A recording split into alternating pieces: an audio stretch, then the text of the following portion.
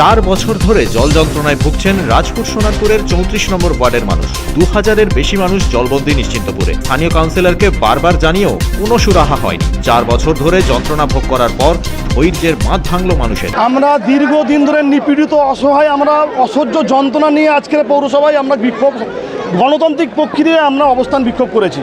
আমাদের ওয়ার্ডের রাজপুর সোনারপুর পৌরসভার 34 নম্বর ওয়ার্ডের কাউন্সিলর শ্রী বিশ্বজিৎ দে মহাশয় গত 2022 সালে যে পৌরসভা নির্বাচনের সময় উনি আমাদের প্রতিশ্রুতি দিয়েছিল যে ওনার প্রথম পদক্ষেপ ছিল, দীর্ঘ 34 বছরের বামফ্রন্ট সরকারও যে কাজ করেনি, উনি দায়িত্ব নিয়ে বলেছিল যে আমি প্রথম এসে নিকাশি ব্যবস্থাটা আগে করব।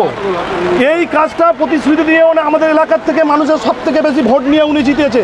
কিন্তু পরবর্তীকালে আমরা কি দেখলাম, পরবর্তীকালে যখন এই 2024 সালে এই রাস্তাগুলো যখন মেন রোড ঠিক হচ্ছে, এখানে অন্য ওয়ার্ডের জলকে ঢুকিয়ে নিজের 34 নম্বর ওয়ার্ডের মানুষকে 10,000 মানুষ, 2,000 ফ্যামিলি আজ জলের তলায় বসবাস করছে।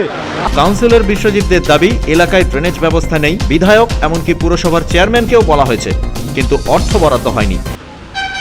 আমার ওয়ার্ডে হলো একটা পুরো কড়াইয়ের মতো, একটু ভারী বৃষ্টি হলেই এখান থেকে জল বেরোয় না, নিকাশি ব্যবস্থা খুব খারাপ। তা আমাদের রাজপুর সোনারপুর পৌরসভার যেটুকুনি আমরা ফান্ড পাই খুব অল্প, সেখানে যেই একদম নিকাশি ব্যবস্থা করে জলটা বার করবার জন্য যে টাকা প্রয়োজন সেই টাকা আমাদের ওয়ার্ডের ফান্ডেও নেই। এছাড়া আমরা এটা এস্টিমেট করে রেটিং করে রেখেছি।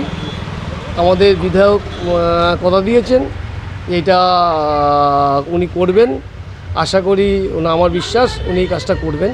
পুরবাসীর দাবি, জল জমে থাকায় স্কুলে যেতে পারছে না পড়ুয়ারা। পানীয় জলের অভাব শুরু হয়েছে। সোনারপুর থেকে ওবায়দুল্লাহ লস্করের রিপোর্ট, কুবের কলম ডিজিটাল।